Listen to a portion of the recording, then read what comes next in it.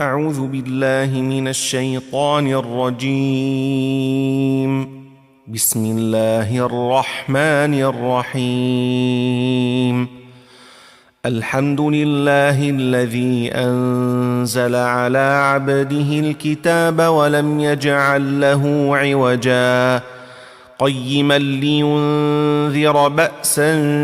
شديدا من لدنه ويبشر المؤمنين الذين يعملون الصالحات أن لهم أجرا حسنا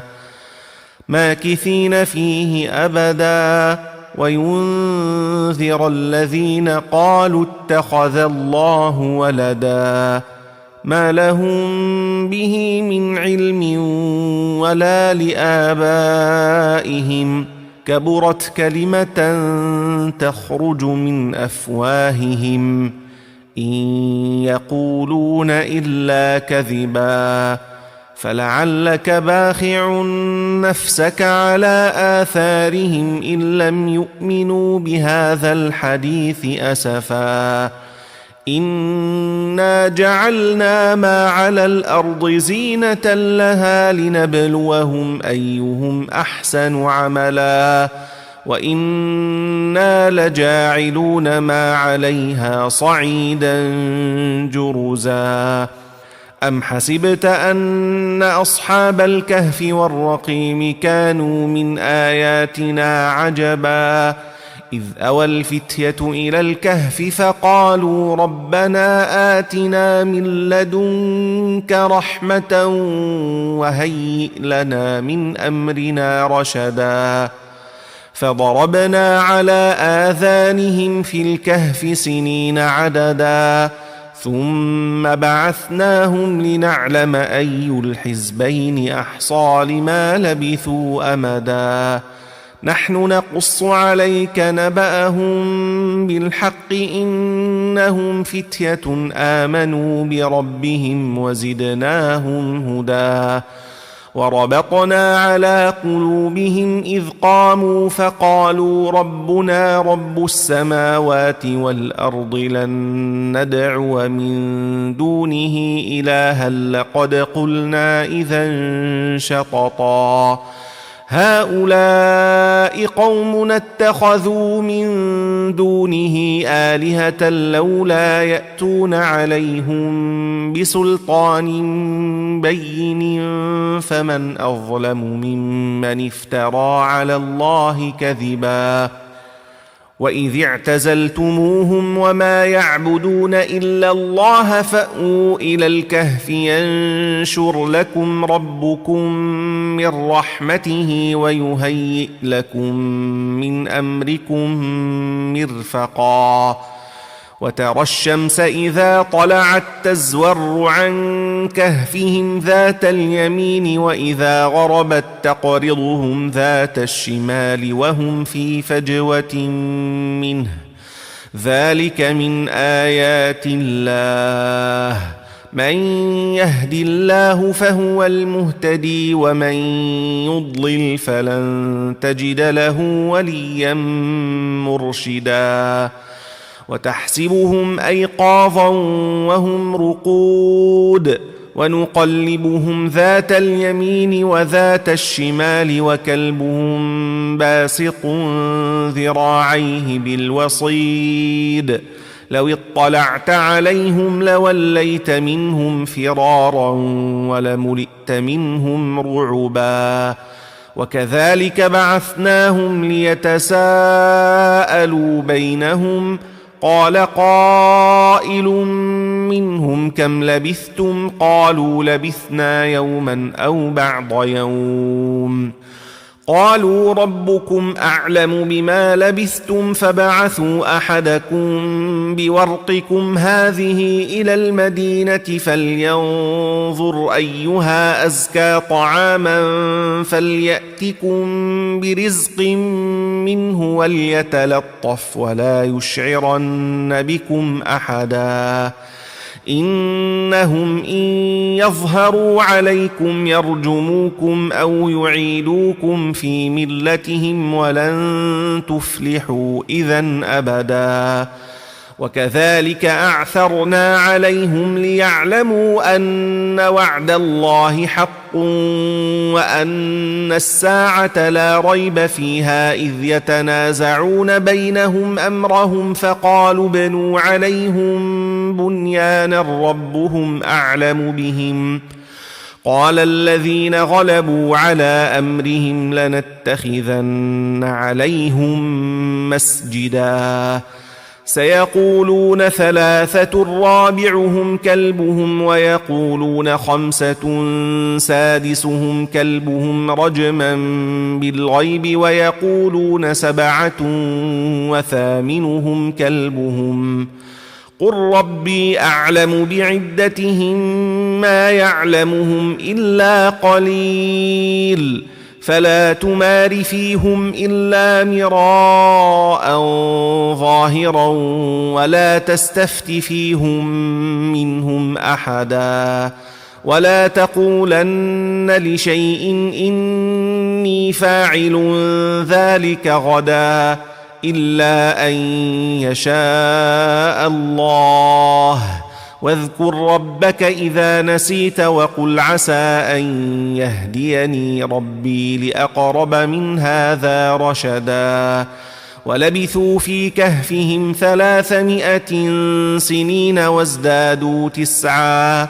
قل الله أعلم بما لبثوا له غيب السماوات والأرض أبصر به وأسمع ما لهم من دونه من ولي ولا يشرك في حكمه أحدا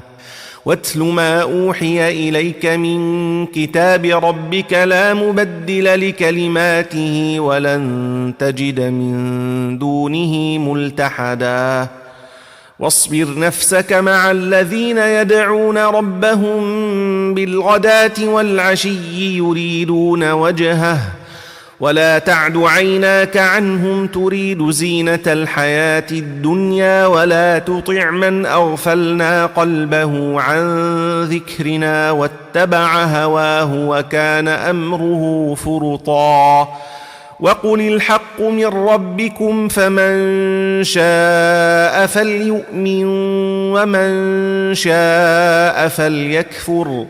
إنا أعتدنا للظالمين نارا أحاط بهم سرادقها وإن يستغيثوا يغاثوا بماء كالمهل يشوي الوجوه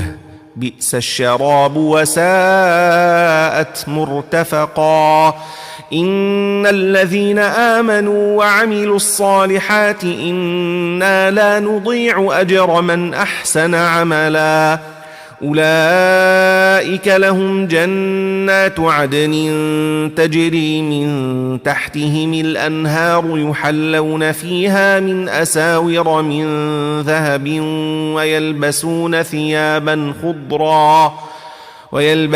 ثيابا خضرا من سندس واستبرق متكئين فيها على الأرائك نعم الثواب وحسنت مرتفقا واضرب لهم مثل الرجلين جعلنا لأحدهما جنتين من أعناب وحففناهما بنخل وجعلنا بينهما زرعا كلتا الجنتين آتت أكلها ولم تظلم منه شيئا وفجرنا خلالهما نهرا وكان له ثمر فقال لصاحبه وهو يحاوره أنا أكثر منك مالا وأعز نفرا ودخل جنته وهو ظالم لنفسه قال ما أظن أن تبيد هذه أبدا وما أظن الساعة قائمة ولئن رددت إلى ربي لأجدن خيرا منها منقلبا قال له صاحبه وهو يحاوره أكفرت بالذي خلقك من تراب ثم من نطفة ثم سواك رجلا لكن هو الله ربي ولا أشرك بربي أحدا ولولا إذ دخلت جنتك قلت ما شاء الله لا قوة إلا بالله إن ترني أنا أقل منك مالا وولدا فعسى ربي أن يؤتيني خيرا من جنتك ويرسل عليها حسبانا من السماء فتصبح صعيدا زلقا أو يصبح ماؤها غورا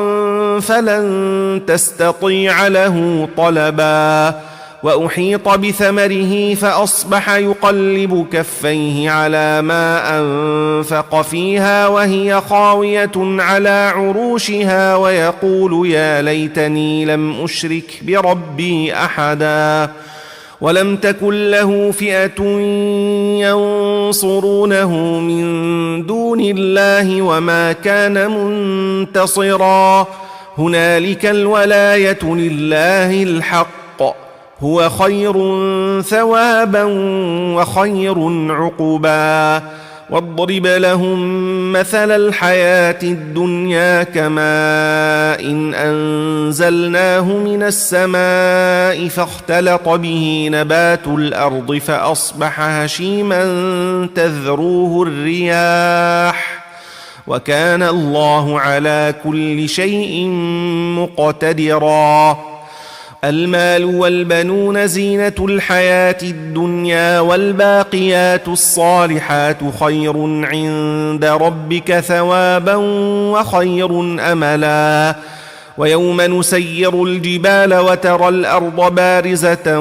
وحشرناهم فلم نغادر منهم أحدا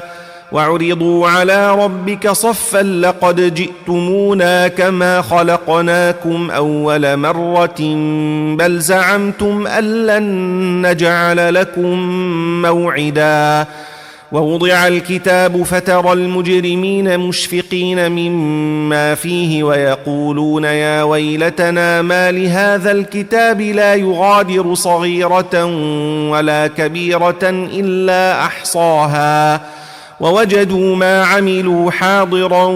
ولا يظلم ربك أحدا وإذ قلنا للملائكة اسجدوا لآدم فسجدوا إلا إبليس كان من الجن ففسق عن أمر ربه أفتتخذونه وذريته أولياء من دوني وهم لكم عدو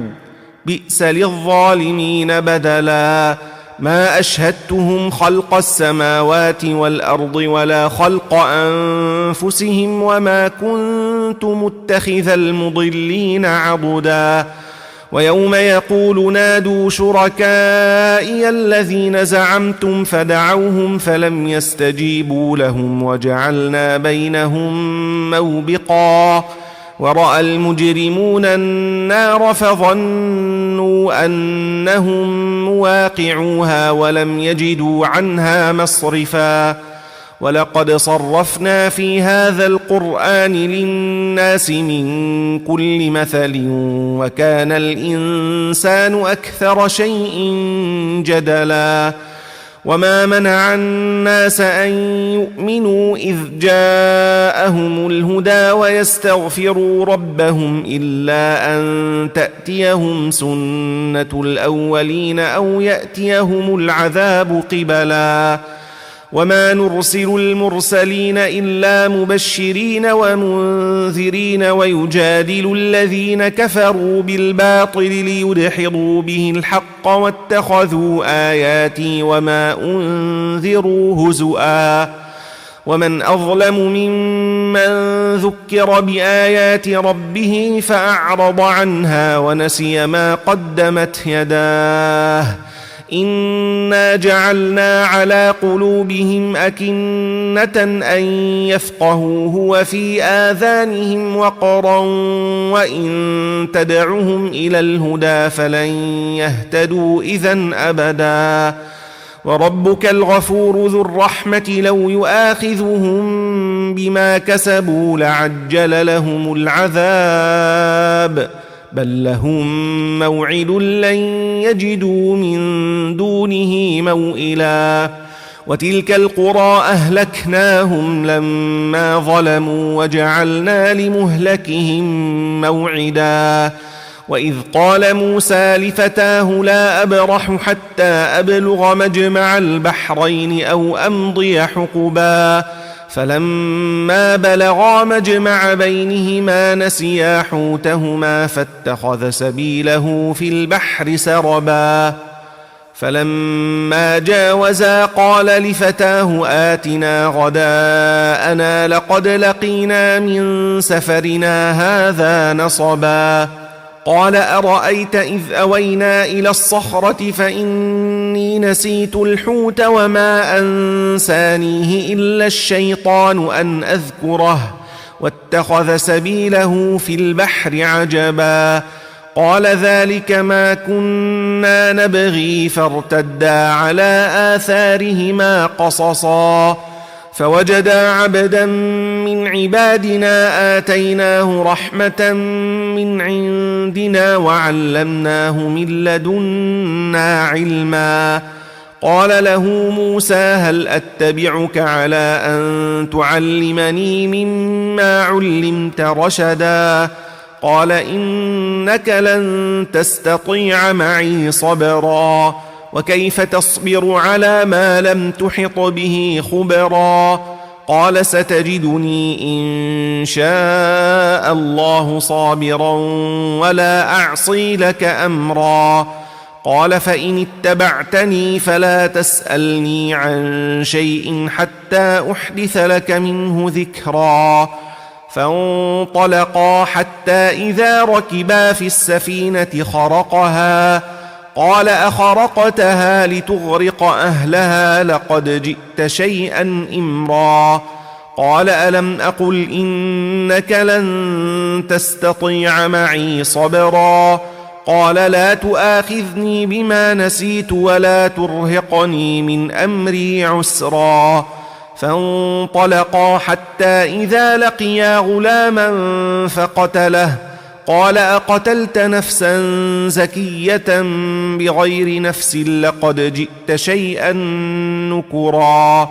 قال ألم أقل لك إنك لن تستطيع معي صبرا قال إن سألتك عن شيء بعدها فلا تصاحبني قد بلغت من لدني عذرا فانطلقا حتى إذا أتيا أهل قرية استطعما أهلها فأبوا أن يضيفوهما فوجدا فيها جدارا يريد أن ينقض فأقامه قال لو شئت لتخذت عليه أجرا قال هذا فراق بيني وبينك سأنبئك بتأويل ما لم تستطع عليه صبرا أما السفينة فكانت لمساكين يعملون في البحر فأردت أن أعيبها وكان وراءهم ملك يأخذ كل سفينة غصبا وأما الغلام فكان أبواه مؤمنين فخشينا أن يرهقهما طغيانا وكفرا فأردنا أن يبدلهما ربهما خيرا منه زكاة وأقرب رحما وأما الجدار فكان لغلامين يتيمين في المدينة وكان تحته كنز لهما وكان أبوهما صالحا فأراد ربك أن يبلغا أشدهما ويستخرجا كنزهما رحمة من ربك وما فعلته عن أمري ذلك تأويل ما لم تسطع عليه صبرا ويسألونك عن ذي القرنين قل سأتلو عليكم منه ذكرا إنا مكنا له في الأرض وآتيناه من كل شيء سببا فاتبع سببا حتى إذا بلغ مغرب الشمس وجدها تغرب في عين حمئة ووجد عندها قوما قلنا يا ذا القرنين إما أن تعذب وإما أن تتخذ فيهم حسنا قال أما من ظلم فسوف نعذبه ثم يرد إلى ربه فيعذبه عذابا نكرا وأما من آمن وعمل صالحا فله جزاء الحسنى وسنقول له من أمرنا يسرا ثم اتبع سببا حتى إذا بلغ مطلع الشمس وجدها تطلع على قوم لم نجعل لهم من دونها سترا كذلك وقد أحطنا بما لديه خبرا ثم اتبع سببا حتى إذا بلغ بين السدين وجد من دونهما قوما لا يكادون يفقهون قولا قالوا يا ذا القرنين إن ياجوج وماجوج مفسدون في الأرض فهل نجعل لك خرجا على أن تجعل بيننا وبينهم سدا قال ما مكني فيه ربي خير فأعينوني بقوة أجعل بينكم وبينهم ردما آتوني زبر الحديد حتى إذا ساوى بين الصدفين قال انفخوا حتى إذا جعله نارا قال آتوني أفرغ عليه قطرا فما استطاعوا أن يظهروه وما استطاعوا له نقبا قال هذا رحمة من ربي فإذا جاء وعد ربي جعله دكا وكان وعد ربي حقا وتركنا بعضهم يومئذ يموج في بعض ونفخ في الصور فجمعناهم جمعا وعرضنا جهنم يومئذ للكافرين عرضا الذين كانت أعينهم في غطاء عن ذكري وكانوا لا يستطيعون سمعا أفحسب الذين كفروا أن يتخذوا عبادي من دوني أولياء إنا أعتدنا جهنم للكافرين نزلا قل هل ننبئكم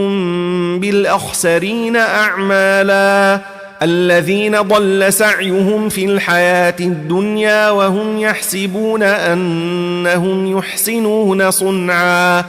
أولئك الذين كفروا بآيات ربهم ولقائه فحبطت أعمالهم فلا نقيم لهم يوم القيامة وزنا ذلك جزاؤهم جهنم بما كفروا واتخذوا آياتي ورسلي هزؤا إن الذين آمنوا وعملوا الصالحات كانت لهم جنات الفردوس نزلا خالدين فيها لا يبغون عنها حولا قل لو كان البحر مدادا لكلمات ربي لنفد البحر قبل أن تنفد كلمات ربي ولو جئنا بمثله مددا قل إنما أنا بشر مثلكم يوحى إلي أنما إلهكم إله واحد فمن كان يرجو لقاء ربه فليعمل عملا صالحا ولا يشرك بعبادة ربه أحدا